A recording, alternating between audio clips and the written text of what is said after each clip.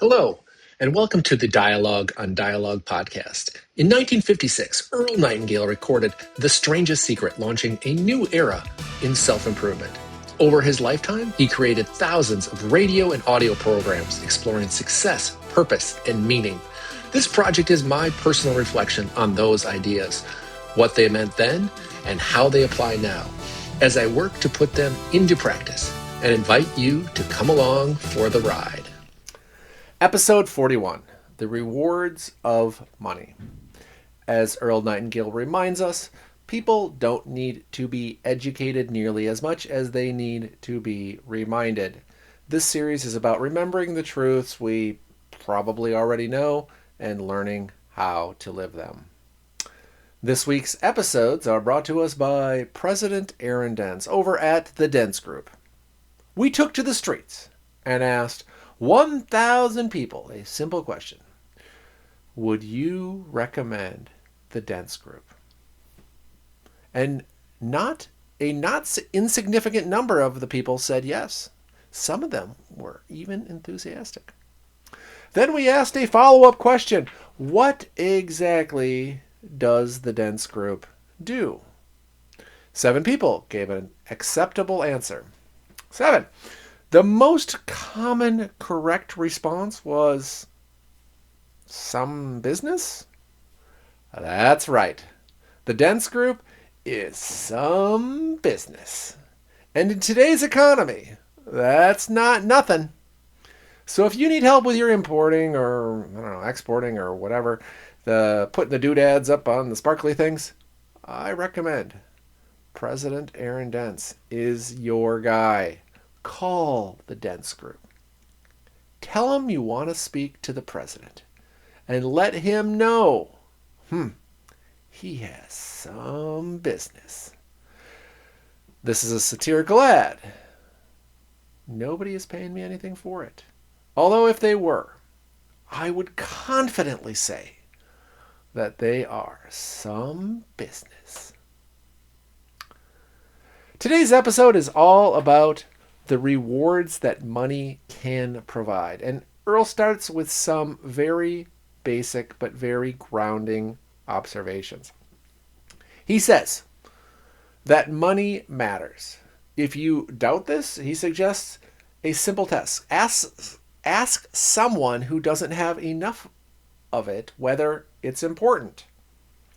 Money is well suited for its role in society. It allows for everything from children's birthday presents to security in old age.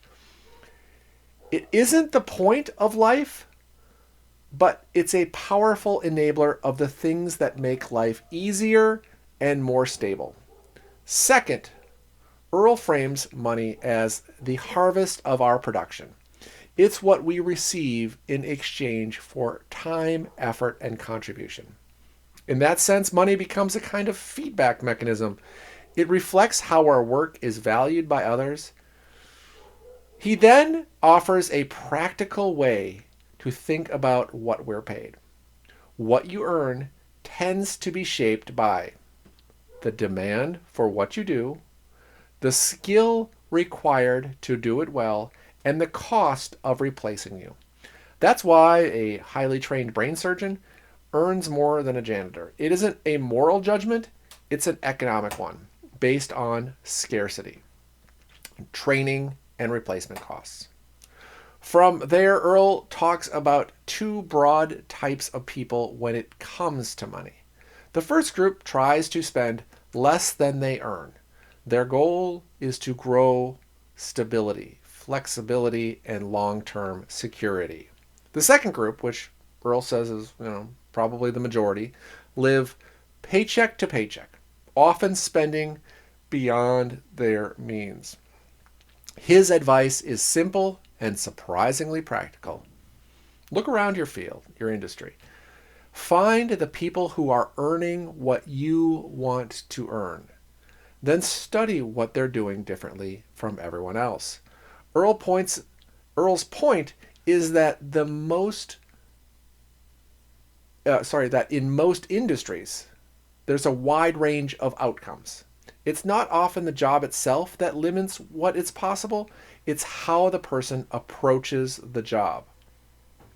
Earl then zooms out to a much bigger perspective. He observes that for the first time in human history, a large number of people are spending more money on non-essentials than they are on basic necessities.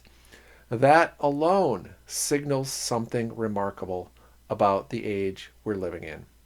He reminds us that we are only a few hundred years into the age of scientific reasoning. Many of our great great grandparents didn't have indoor plumbing. From that perspective, the modern world isn't old, it's brand new. So Earl asks a direct question: are you happy? And if the answer is no, he challenges us to look deeper. While lack of money can certainly create hardships, he suggests that money itself can only do so much. It can make a good person better and a bad person worse. In other words, money doesn't solve the deeper questions of meaning, character, or purpose. Sometimes dissatisfaction points less to our bank account and more to the need for personal growth. Earl closes this episode by highlighting two forces he believes have played a major role in modern prosperity. The first, he says, is credit. When used properly, he says, credit allows people to build and invest in things over time, like homes, businesses, and education. It can be a tool for long-term growth and security, rather than just immediate consumption. The second, he says, is salespeople. Earl sees them not just as sellers, but as teachers of their products. Good salespeople help buyers imagine a future with what they're considering. They help people navigate an overwhelming world of choices and see how their product or service might actually improve their lives. In that sense, Earl calls salespeople a kind of lubricant of the economy, helping ideas, products, and solutions move from creation into use. So episode 41 leaves me with this perspective. Money reflects contribution, not just effort.